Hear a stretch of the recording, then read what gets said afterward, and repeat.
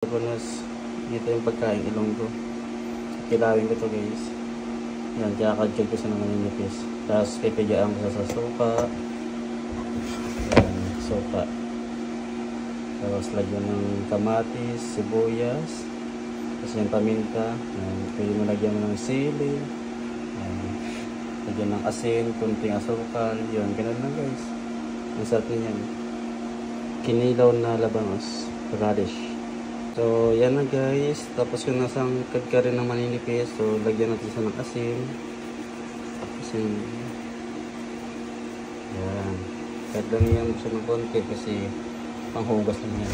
Para matanggal yung konting pait niya. Tapos lagyan natin sa ng suka guys. So, pipigaan natin sa suka guys. Suka sa asin. Yan. So, yan. Pipigaan mo yan sa guys. So, yan lang. Hindi ko mapakita sa inyo paano pagpiga. Kasi dalang kamay yung gagamitin ko guys. So guys, yan na yung ano natin. Yung pinigaan natin na labanos. Tapos yan kamatis. So, ang daming kamatis na nalagay ko guys. Kasi mahilig kami sa kamatis eh. Lalo na ako. Sarap na sarap ako sa kamatis. So, ayan. Sili. Saka white onion guys. Yan, dato puti. Salt. Saka paminta. Saka konting asukal guys. So, yan. Simulan na natin. Lagay natin dito. Ayan. Tapos, sama na natin lahat yan. Ang hirap kasi wala tayong taga-video. So, yan na guys. Nailagay ko na yung white onion saka yung tomato natin. Tapos, lagyan na natin ng paminta guys. Ayan, paminta. Ayan.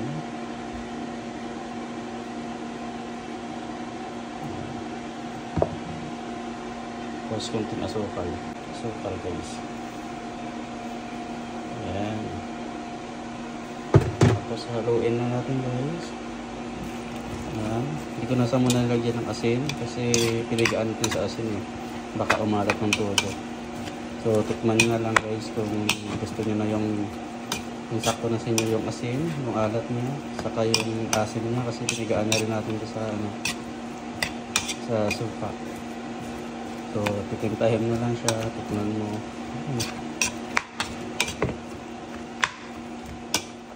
Yan guys, ganun lang, mikos-mikos. Yan.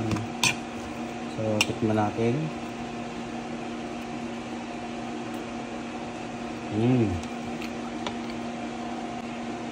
Kulang sa ng asin guys. Kulang sa alat. Pero yung asin niya okay na guys. So, asin na lang. Alam mo naman, taga-dagat tayo. Kaya mahilig lang tayo sa alat.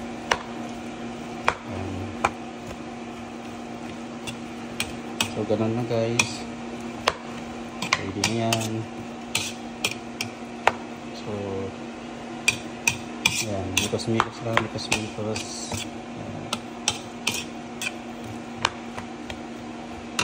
Yan guys. Ganun na siya. So, i-partner natin yan doon sa gulay na niluluto natin guys. Yung gulay natin guys. Yung hipon. Yung salasang gulay ito guys. Ang tawag sa akin ito laswa, pero dahil hindi kumpleto yung gulay dito, mahirap kumpletuin yung gulay dito sa Canada. So, para-paraan na lang guys yung paano mapagluto ng laswa o dinding. So, yan ang partner nito guys. So, yan na guys, kain na partner. Sabaw lang eh. Yan din na. Ito na.